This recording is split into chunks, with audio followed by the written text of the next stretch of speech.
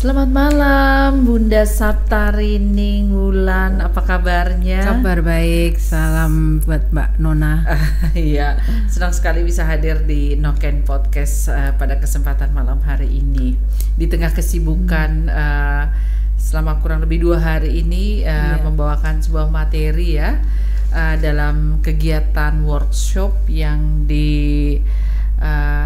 fasilitasi oleh Kementerian Desa, Pembangunan Daerah Tertinggal dan Transmigrasi di bawah Direktorat Jenderal Percepatan Pembangunan Daerah Tertinggal. Oke, luar biasa sekali good people. Malam hari ini kami sudah kedatangan salah satu narasumber kita, yaitu saya bilangnya Bunda Wulan ya. Oke, dan seperti biasa bahwa kita didukung oleh Era Home, kemudian Gajah Metal, Sagu Sep Koko Joni, dan juga Napet Bolen. Dan pada kesempatan kita malam hari ini, karena kita akan khusus bicara tentang sagu sebagai tanaman keluarga, tanaman pangan yang diolah menjadi produk yang mempunyai nilai ekonomis yang tinggi Ibu Wulan, di mana selama 2 hari ini ada sharing kepada kita masyarakat lokal yang ada di sini, tepatnya di sebuah hotel yang kegiatannya juga masih berlanjut sampai besok. Ya, betul. Oke. Nah, ini kalau bicara tentang sagu, ini sudah ada sekeranjang mie instan yang terbuat dari sagu dan juga ada beras ya yang bahan bakunya dari sagu juga. Makanya saya tidak mau kalah. Ketika Bunda Wulan membawa produk-produk ini, saya juga difasilitasi juga ada satu makanan lokal, namanya ini sagu sep. Sagu sep. Iya. Karena sejauh ini olahan-olahan sagu kita memang masih terbatas ya, Bunda ya. Ini sebenarnya makanan khas dari Merauke, namanya sagu sep ini.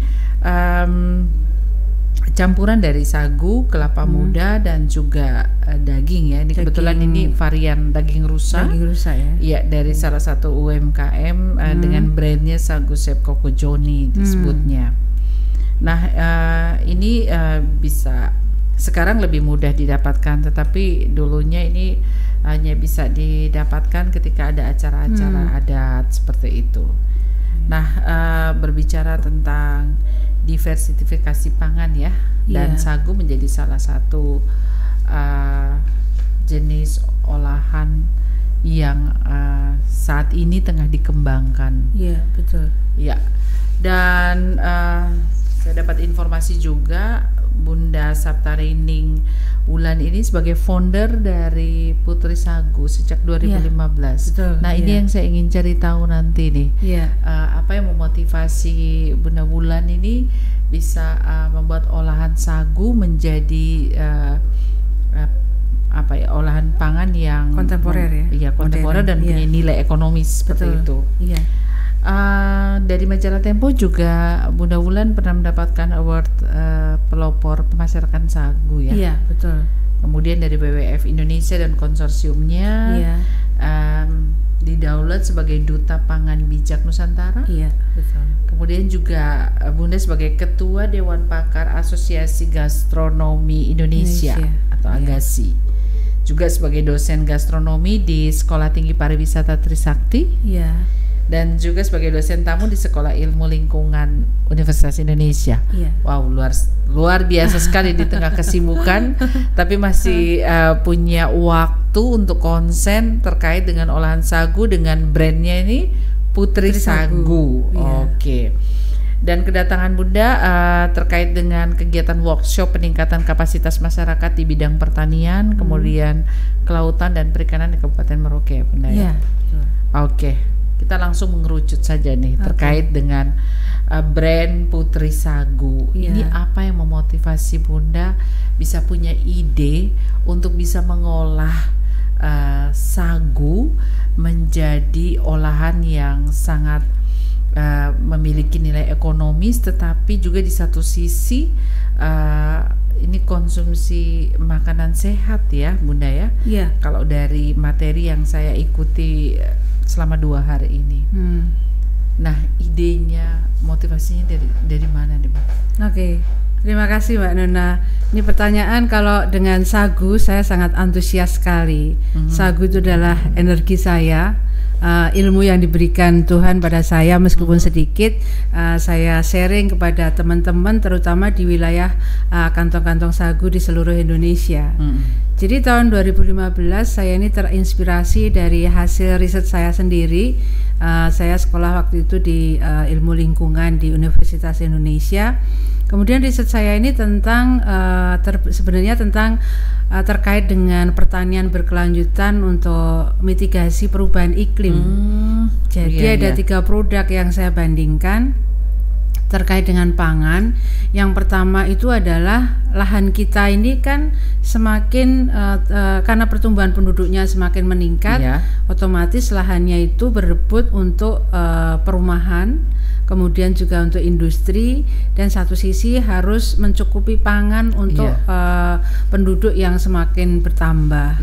Nah, lahannya sendiri juga yang subur-subur jadi perumahan, jadi industri gitu. Pertaniannya minggir sampai ke pembukaan lahan baru di hutan. Sedangkan sekarang lahannya itu berebut karena terkait dengan demand permintaan masyarakat nasional maupun internasional itu untuk satu untuk sawah padi, karena kita ini makanan pokoknya sangat tergantung dan konsumsinya besar sekali. Indonesia dengan satu komoditi pangan itu adalah padi yang kita makan, jadi beras, nasi. Nah, kita tuh konsumsinya kan di negara konsumen beras kan kita paling tinggi. Kemudian lahannya berebut lagi untuk demand kelapa sawit.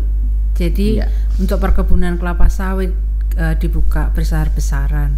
Kemudian yang ketiga, kita ini punya dianugerahi Tuhan khususnya untuk wilayah Papua karena populasi sagunya terbesar, dan kita ini populasi sagu kan terbesar di dunia gitu. Kita punya sagu. Sebenarnya 3 komoditi ini adalah semua sangat berebut untuk lahannya. Untuk padi sendiri, sebenarnya tanaman padi itu kan bukan tanaman asli Indonesia. Dia dari Mohenjo-daro, atasnya India. Kemudian kelapa sawit juga bukan asli Indonesia, dari Afrika Barat. Yang ketiga, sagu itu anugerah Tuhan buat kita semua ya. Di wilayah sagu itu sebenarnya tidak hanya di Papua dan Maluku, sebenarnya dari Sabang sampai Merauke ada. Cuma populasi terbesar saat ini di Papua dan Maluku. Nah, ini tanaman asli Indonesia, anugerah buat kita, tapi kita nggak lirik, kita nggak perhatikan. Justru saat ini kita mengurangi konsumsi beras. Kita berharap untuk diversifikasi pangan ke tanaman-tanaman lokal yang kita punya seperti sagu, ubi-ubian, jagung dan macam-macamnya. Tapi ternyata kita pengurangannya sagu yang dulu 139 per kilogram per kapita per tahun dikurangi sampai ke 90-95 kilogram per kilogram per kapita per tahun ya, per individu itu ya. Nah, itu ternyata tidak beralih ke pangan lokal, tapi convert beralih ke terigu. Sehingga kita ini impor terigunya luar biasa, bahkan nomor 1 di dunia. Yang dulu nomor 1-nya itu Kairo, sekarang kita menjadi pemenangnya, pemenang dalam hal impor. Nah, untuk apa gandum itu dibuat terigu? Untuk bahan dasar apa? Itu nomor 1 adalah untuk bahan dasar mie, terutama mie instan. Kita ini bangsa pecinta mie, ya, sehingga mau dibilang keriting kayak mie ya, kita sudah cinta mie dari anak-anak sampai orang tua, noodle, mie gitu, udah berbagai macam sajiannya kita suka. Itu nomor 1. Nomor 2 dibuat dengan roti. Jadi kita yang sarapannya itu makanan-makanan misalnya nasi atau mungkin bubur, itu sudah beralih sekarang anak-anak sampai dewasa sarapannya roti. Yang nomor 3 itu untuk biskuit. Jadi cemilan kita ini aneka macam biskuit berbahan dasar terigu. Makanya sudah terbiasa, sudah dibentuk sehingga menjadi kebiasaan, sehingga kita menjadi tergantung dengan import gandum. Kenapa kita harus import? Karena kita tidak punya tanaman gandum, nggak bisa hidup di sini. Kalaupun bisa hidup ya skala lab ya untuk penelitian gitu. Itu pun dikondisikan dengan negara asalnya 4 musim. Nah, Indonesia sendiri tadi ya, kelapa sawit bukan asli Indonesia, kemudian padi juga bukan asli Indonesia. Ya, salah satunya yang asli Indonesia atau indigenous plant itu adalah sagu. Sagu itu tanaman asli Indonesia, dan itu sebagai sebagai bahan pangan tertua di Indonesia. Bahkan kita namanya belum Indonesia, namanya Nusantara, berbagai kerajaan itu sudah ditemukan sebagai tanaman pangan tertua sehingga ribuan tahun yang lalu. Nah, dibuktikan dengan apa datanya? Itu kita bisa lihat di relief Candi Borobudur. Di situ ada tanaman pohon sagu.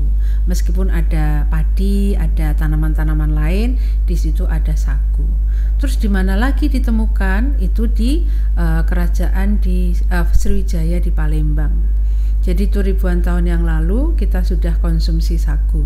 Itu dikonsumsi oleh nenek moyang kita. Jadi kalau pangan itu sudah menjadi pangannya nenek moyang kita, berarti diturunkan ini mikroba yang ada di dalam pencernaan itu sudah mikroba yang sudah diturunkan oleh nenek moyang kita. Jadi sudah sesuai. Jadi tanamannya itu sudah sesuai dengan vegetasi alam Indonesia. Juga pencernaan kita sudah sama juga diturunkan gitu. Sampai semendetail itu ya, bulan-bulannya pemahamannya ini tentang sagu ya. Dan juga selain itu dari hasil riset saya, itu sagu itu saya hitung emisinya. Jadi ini benar-benar green product dan bisa menjadi green economy. Karena apa? Saya membandingkan emisinya yang dikeluarkan oleh 3 tanaman komoditi tadi ya, sagu, kelapa sawit dan padi.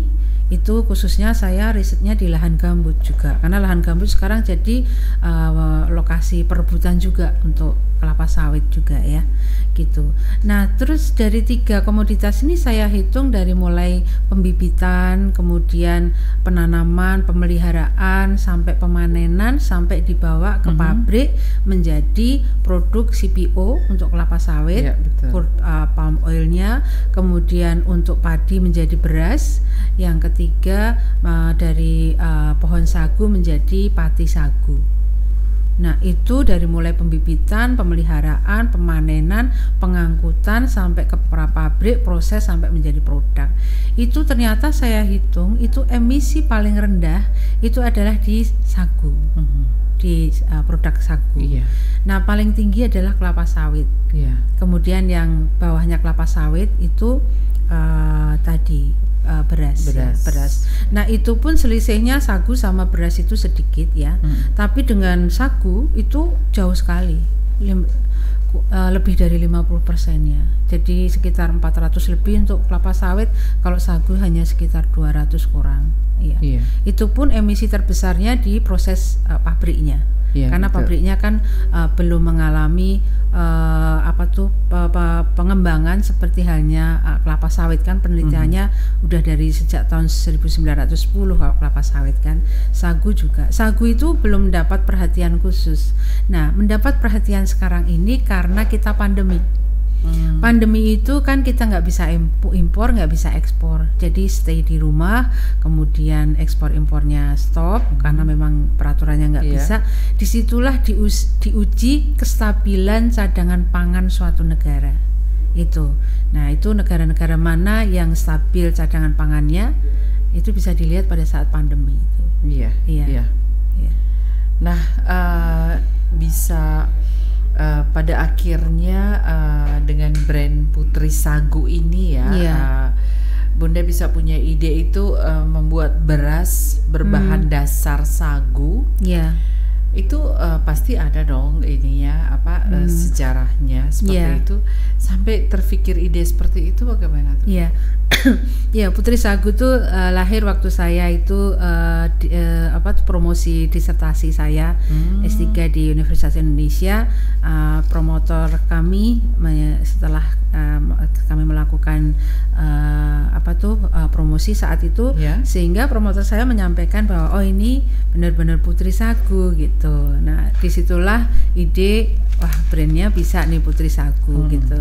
Dan juga makna dari logo itu Putri Sagu kan menggunakan mahkota dengan mutiara putih, sama kalungnya juga mutiara putih, karena mutiara putih itu ibarat adalah sebagai sagu mutiara Katulistiwa yang dilupakan.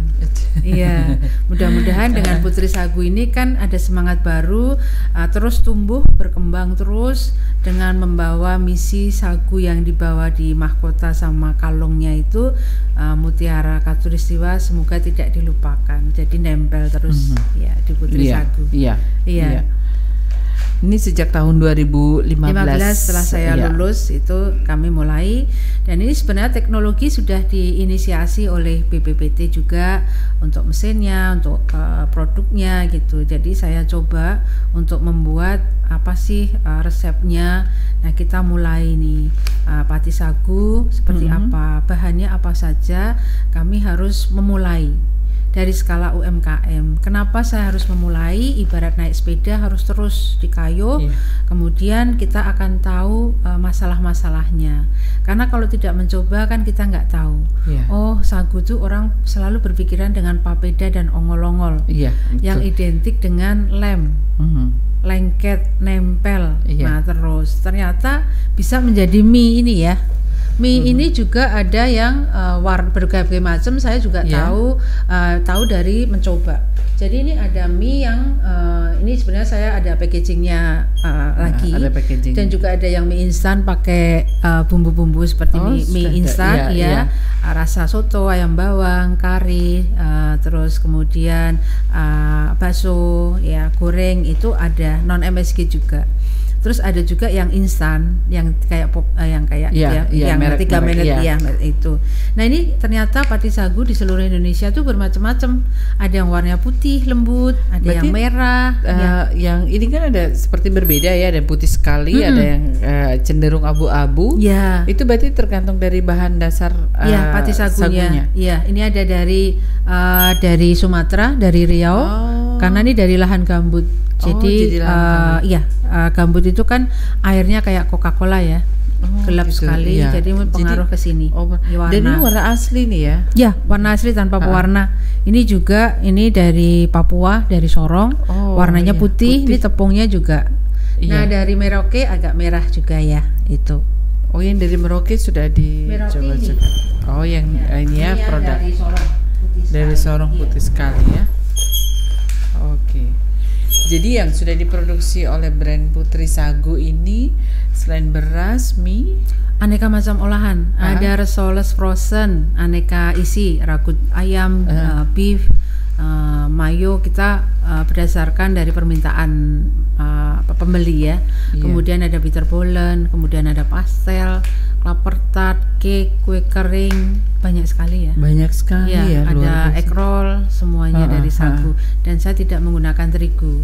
Kalaupun ada, berarti ini benar-benar bebas gluten ya? Iya, gluten free. Kalau ini saya campur ini ya, beras merah sedikit, karena kalau 100% nempel di mesinnya. Nah, ini 10% aja beras, atau mungkin kalau punya jagung bisa dicampurkan jagung. Iya, bisa jadi butiran-butiran ini juga mesin ya? Iya. Jadi kita punya inovasi teknologi macam-macam kita bisa. Nah, untuk harga sendiri bagaimana nih? Kalau harga, semua orang kan nanyakan harga karena di-compare dengan beras, kemudian di-compare dengan mie instan gitu yang ada dari terigu gitu. Sebenarnya kita ini bisa menjual dengan harga murah, karena kami menjual itu untuk reseller kan ada reseller, nanti kita kasih harga juga khusus. Nah itu kita nggak bisa compete atau nggak bisa bersaing dengan beras biasa, karena apa? Pertama beras kita ini kan belum mass production, jadi masih skala UMKM. Misalnya per hari jam 8 sampai jam 5 baru bisa 25 kilo misalnya. Otomatis kan harganya kan lebih mahal. Per kilonya bisa 50.000 untuk harga Jawa. Iya. Berarti kalau sudah sampai ke Papua ini sudah bisa lebih mahal lagi karena. Iya, makanya Papua harus bikin sendiri nanti, harus berproduksi ya. Iya. Karena ada teknologinya, ada bahan bakunya melimpah, sumber daya manusianya banyak, konsumennya juga banyak. Jadi ya harus diberdayakan. Oke. Terkait hal yang sementara sedang dilakukan dalam workshop ini ya. Iya. Berarti Bunda Wulan bersama tim ya. Iya. Itu memang diminta khusus oleh Kemendes untuk mobile seluruh Indonesia untuk promosikan ini. Khususnya untuk direktorat ini ya, Direktorat Penyerasian Pembangunan Daerah Khusus dengan Pak Direkturnya Bapak Dr. Dwi Rudi Hartoyo. Beliau punya program untuk sagu sebagai tanaman keluarga. Jadi sebagai ketahanan pangan. Beliau dengan program tersebut itu baru memulai di Papua itu untuk Kabupaten Nabire dan Kabupaten Merauke. Nah, Kabupaten Nabire itu offline, online-nya bersama dengan Kabupaten Membramo Raya yang lokasinya sangat jauh. Nah, kemudian kami ke Jayapura, kemudian ke sini Kabupaten Merauke itu secara offline, yang online-nya adalah Kabupaten Asmat gitu. Karena lokasi juga. Jadi program ini dengan sagu sebagai tanaman keluarga itu sebelum mereka menanam, kemarin juga ada simbolis untuk memberikan bibit sagu, kami memperkenalkan dulu mie sagu sama beras sagu sama cara mengolahnya. Kita kasih resep, kita kasih cooking demo, kemudian praktek dan dilombakan. Nah, kalau masyarakat di Papua ini sudah cocok rasanya, senang, nanti kita bisa kirim lagi untuk dibuat varian-variannya. Nah, kalau memang sudah senang, nanti bisa bikin karena kita ada teknologinya. Orang kan mesti jatuh hati dulu ya. Iya, jatuh cinta. Jatuh cinta. Kalau sudah jatuh cinta, susah lepasnya. Nah, dengan melekat kita punya tagline untuk salamnya adalah salam sagu lengket di hati. Gitu ya. Oke. Nah, mungkin punya testimoni yang ada terkait dengan manfaat konsumsi olahan sagu entah beras, mie dan lain-lain. Iya, ini pasar saya di Jakarta karena saya belum main medsos karena saya masih nyambi juga ngajar. Ada karyawan itu yang anak-anak muda yang lulusan SMK dan juga SMA. Kita berdayakan untuk yang ada laki, perempuan, yang laki-laki untuk bikin beras sama mie, perempuan bikin olahan makanan berbagai macam frozen dan lain-lain. Nah itu pasar saya adalah pertama karena ini adalah bebas gluten, itu cocok untuk anak-anak berkebutuhan khusus, autis, adik-adik gitu ya. Kemudian yang kedua ini memang hasil riset kan indeks glikemiknya setengahnya beras dan terigu, jadi sangat cocok untuk dikonsumsi bagi penderita diabetes yang sekarang ini jumlahnya terus meningkat kemudian yang ketiga ini kandungan seratnya tinggi. Itu sangat cocok bagi yang sakit pencernaan atau ini GERD atau yang asam lambung itu naik itu kan banyak sekali sekarang. Nah ini konsumsi ini sangat bagus atau yang sakit mah gitu. Nah kemarin saya ada pelanggan itu beliau itu sakit diabetes sudah lama, bahkan asistennya bilang sampai impoten gitu ya. Begitu konsumsi ini terus itu dicek ke dokter, gulanya sekarang normal. Jadi beliau konsumsi beras sagu terus, tidak mengkonsumsi yang lain, terigu ataupun beras. Bahkan kemarin asistennya menyampaikan ke saya dengan girang senang sekali. Jadi impotennya sudah sembuh dan bisa normal kembali. Nah itu saya mendengar itu juga sangat surprise dan senang sekali karena beliau menjadi antusias semangat masih aktif bekerja dan juga menjadi ini ya happy ya, gitu. Ini kabar baiknya juga ya. Berarti ada manfaat yang lebih ya, ketika kita mengkonsumsi sagu dalam berbagai olahan seperti itu. Nah, sejauh yang Ibu ketahui, mungkin berdasarkan hasil riset, analisa, untuk potensi lahan sagu sendiri, khususnya di Papua, sejauh ini menurut Ibu bagaimana? Karena kan boleh dibilang juga potensi lahan sagu ini kan mulai tergantikan dengan kelapa sawit. Ya, itu sekarang sudah kelapa sawit karena memang permintaannya terus bertambah. Tetapi kalau itu dihitung secara alamnya yang rusak, karena memang kita ini dikaruniai hutan hujan tropis, vegetasi alamnya. Jadi hutan hujan tropis, kalau kita masuk ke dalam hutan, ya kita ini spesiesnya banyak, cuman masing-masing spesies jumlahnya sedikit. Jadi kalau di Indonesia ini 1 hektar bisa mencapai 480 spesies floranya. Jadi kita masuk itu ada pohon-pohon kayu-kayuan seperti jati, sengon dan lain-lain.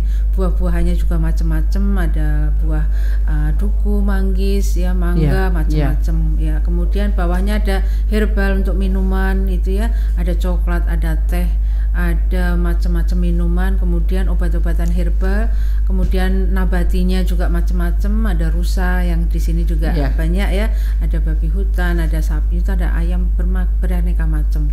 Nah, itu kekayaan alam kita yang tidak dimiliki negara lain. Ini adalah vegetasi hutan hujan tropis. Berbeda dengan Eropa, Amerika, kemudian Australia, mereka prairie. Jadi high grass, rumput-rumput tinggi, mereka punya dikaruniai gandum, jagung, padi, ya, ada International Rice Research-nya, mereka punya kedelai, biji bunga matahari, oat, quinoa, mereka jumlahnya sedikit, 1 hektar cuma 6-8 spesies, cuman jumlahnya melimpah. Tapi pinter dijadikan nilai ekonomi, sehingga mereka pendapatan terbesar bisa dari pertanian gitu.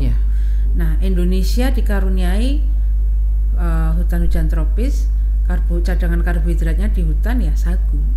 Tapi nggak dilirik, ditinggalkan, memilih negara lain dengan import gandum. Ya, kita yang punya kita tinggalkan. Ataukah begini, ini juga terkait mindset ya. Kalau samakan ini ya, umpama jenis hamburger, mungkin pizza dan lain-lain, itu gengsinya lebih ketimbang saya makan mungkin papeda atau sinoli atau produk-produk olahan sagu yang terkesan ini makanan tradisional. Jadi kalau saya makan ini kayaknya itu saya belum modern begitu. Nah, itu apakah mindset itu juga yang terjadi sehingga untuk kita benar-benar bisa mengkonsumsi justru yang sehat ini? Nah, apalagi di generasi ini ya, kita milenial saat ini ya, seperti itu. Betul sekali. Jadi kita ini anak-anak mudanya sudah terbagi 2 ya. Yang satu ke barat-baratan dengan makan roti, gandum, terigu. Yang satu sekarang ke Korea-Koreaan, Korea Selatan dengan makanan ramen atau boki, kimchi. Nah, itu sudah terbagi 2 dan itu sangat dipengaruhi dengan iklan, film dan lain-lain. Karena dalam film-film yang disukai anak-anak muda akan masuk jenis makanannya. Mereka akan familiar dari film-film itu. Pasti ada pesan-pesan sponsor kan yang akhirnya mempengaruhi anak-anak cara muda, konsumsi mereka kan, seperti karena itu. Dibikinkan seri ya, makanannya mereka ngobrol terus makan kayak gitu. Berarti tantangan juga dong untuk penggiat olahan sagu ini ya, termasuk Putri Sagu, artinya untuk benar-benar campaign untuk makan sagu seperti itu. Membangun kesadaran masyarakat Indonesia untuk back to nature ya, maksudnya makan sagu atau bagaimana? Ini tantangan berat ya. Sebenarnya beratnya tidak berat yang berat sedang atau ringan, tapi berat sekali sebenarnya. Karena memang kalau terigu ya kita nggak bisa melawan, karena itu memang sudah international corporation. Karena gandum di situ ada nilai uang, di mana ada nilai uang pasti itu semutnya kan banyak dan terkait juga dengan politik ya, makanan itu. Nah, kita bergerak dari grassroots, dari bawah ya, dengan semangat, dengan passion ya. Meskipun secara nilai keuangan itu ya, tapi kita ada kepuasan karena passion. Jadi kalau nggak ada yang memfasilitasi ya saya nggak akan sampai ke sini, karena ada Kementerian Desa, kemudian mungkin dari gereja atau dari komunitas, kita bisa berbagi gitu. Apa yang kami lakukan ini adalah untuk makanan-makanan yang kekinian, yang modern, kontemporer, karena saat ini kalaupun tradisional, anak-anak generasi muda tidak tertarik. Karena riset di Jember itu untuk anak-anak PAUD, waktu tea break disajikan makanan, sebelah kanan makanan modern dengan pewarna warna-warni, yang kiri makanan tradisional dengan bungkus daun-daunan. Anak-anak PAUD ini 100% larinya ke yang modern, yang Celorot, Nagosari, itu nggak ada yang nengok ya. Semuanya balik ke itu yang makanan. Ini sebenarnya prihatin juga kita ya. Apalagi anak-anak di Papua nggak makan sagu loh, jadi makannya udah nasi semua atau gandum. Malah nggak tahu, kemarin kan Chef Alif kan cerita ya, kita bawa anak Papua suruh bikin papeda di kedutaan, ternyata nggak bisa bikin papeda. Ya gitu. Itu sudah mungkin karena mindset masih terkesan tradisional, tidak kekinian, jadi akhirnya ada kembali ke gengsi juga. Makanya kita bikin kan beras sama mie karena kita pecinta dua-duanya ini. Nah, kembali ke lahan sagu itu tadi, itu bagaimana perbandingannya? Betul. Lahan sagu kan sekarang di Papua sendiri itu kan semakin berkurang, terus dipangkas untuk perumahan, dipangkas untuk industri, dipangkas untuk kelapa sawit, dipangkas untuk sawah karena memang kebutuhan ya. Nah, itu kalau menurun terus ya berarti produktivitasnya juga turun ya. Sedangkan sekarang ini yang ada aja nggak dipanen. Jadi kalau nggak dipanen tuh pohon sagu tuh kan tepungnya luruh, kemudian kan tumbang mati. Jadi setiap hari itu ada berapa ribu ton terbuang di hutan, nggak dipanen. Sementara untuk tumbuh dari anakan sampai dia bisa menghasilkan pati sagu tuh butuh berapa? Sekitar 8 sampai 10 tahun untuk panennya. Tapi umur 2 tahun kan dia nggak perlu replanting kayak sawit ya. Dia punya anak kayak pohon pisang. Anaknya tuh kalau 2 tahun, umur 2 tahun udah punya anak lagi. Umur 2 tahun lagi punya anak sehingga dia berumpun.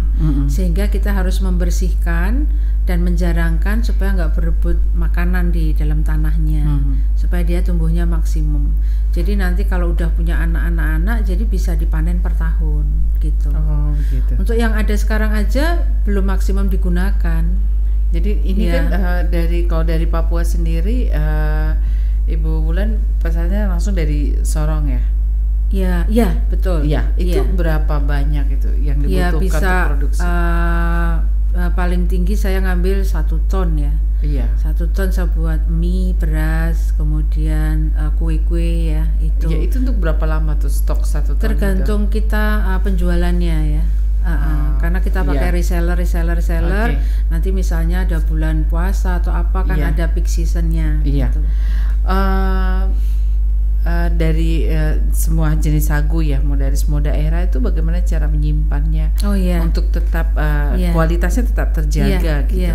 Sagu ini mempunyai kelemahan dan keunggulan, dan kelemahannya itu menjadi keunggulannya. Jadi dibandingkan dengan terigu atau tepung-tepung yang lain, kan memang sagu itu kandungan proteinnya paling rendah. Tapi disitulah menjadi kelebihan, karena dengan rendahnya protein itu daya simpannya lama sekali. Saya menyimpan dari tahun 2015 sampai 2022 sekarang ini kondisinya masih bagus. Dan itu saya coba membuat makanan masih bisa dimakan. Ini yang sagu mentahnya ini ya? Tepungnya itu, pati sagunya itu. Jadi saya konsumsi sendiri, saya sebagai uji coba nggak masalah, masih bagus. Itu dari yang masih mentah atau yang sudah dalam bentuk yang tepung? Kering, dalam bentuk kering. Itu sudah 7 tahun ya, itu masih bagus.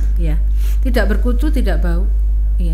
Kalau terigu kan 3 bulan udah bau sudah dan ada kutunya udah keluar, ulat-ulatnya udah berarti keluar. Itu salah satu keunggulannya ya? Keunggulannya itu. Jadi Tuhan udah adil ya, untuk negara tropis nggak perlu nanem, nggak perlu nyimpen repot-repot karena rumah-rumahnya kan juga sederhana.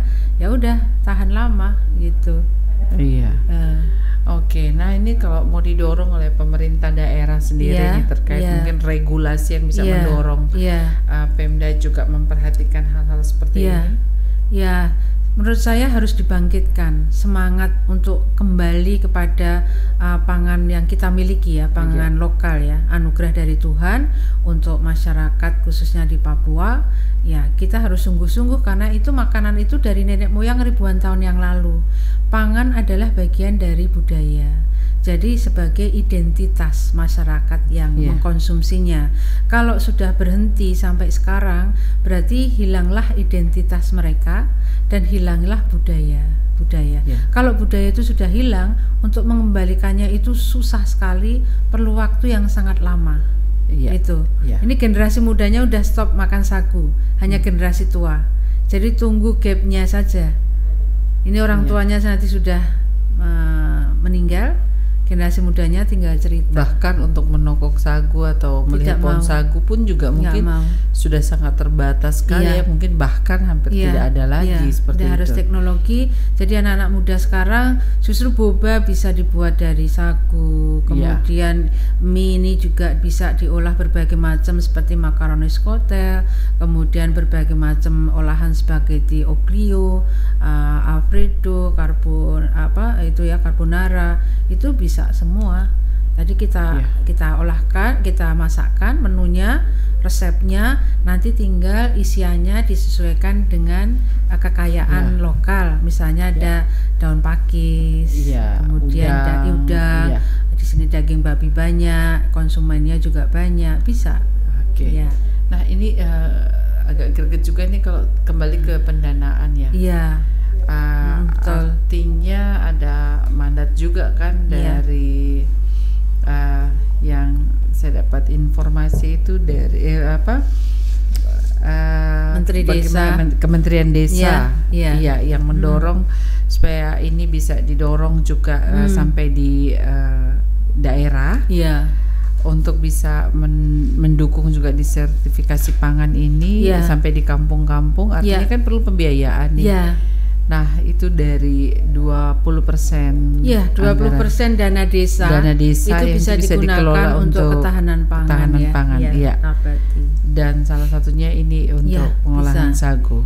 Kalau juga untuk Papua kan ada dana otonomi khusus ya. Dana otsus juga di kabupaten-kabupaten juga bisa dimanfaatkan juga untuk pangan Karena sekarang ini kita kan kalau untuk Papua juga kita sampaikan punya sumber daya alam yang melimpah khususnya untuk sagu, punya sumber daya alam yang sekaligus sebagai pengolahnya dan juga sebagai konsumen. Kemudian kita punya teknologi inovasi, Putri Sagu sudah bisa menyediakan. Kemudian juga kita punya operator pelaksana yang handal, punya skill, bisa melatih Kemudian kita punya perhatian dari pemerintah pusat, pemerintah daerah yang sekarang sangat concern dengan pangan lokal, karena dengan adanya perubahan iklim, dengan adanya pandemi, kita harus tidak boleh tergantung satu komoditi pangan saja, sangat berbahaya nanti. Kemudian kita punya niat, meskipun niatnya juga belum 100%, masih setengah-setengah. Nah, sudah punya 5 poin, yang terakhir harus action. Punya 5 modal kapitalnya, kalau tidak ada action juga tidak akan jalan. Berarti someday kalau datang lagi ke daerah untuk bekerja sama untuk memberikan atau berbagi knowledge terhadap olahan sagu ini bisa dengan senang hati kami akan berbagi apa yang kami punya, karena kita punya knowledge, kita punya skill, kita berbagi luar biasa. Ada pesan untuk masyarakat Merauke? Masyarakat Merauke jadi jangan lupakan sagu. Ini mutiara, sagu adalah mutiara Katulistiwa yang saat ini masih dilupakan. Jadi kita harus kembali untuk mencintai sagu, karena ini sebagai identitas budaya kita. Dan yang terakhir untuk tagline-nya adalah salam sagu, lengket di hati. Oke, luar biasa Ibu Saptarining Wulan ya. Terima kasih Mbak Nona. Oke, sudah berkenan hadir dengan berbagi informasi untuk kami semua yang ada di Merauke untuk kembali cinta sagu. Oke, salam sagu lengket di hati. Oke, good people, saya Winona undur diri. Terima kasih untuk kebersamaan kita. Terima kasih. Ya, bye bye. Cheers dulu. Oke.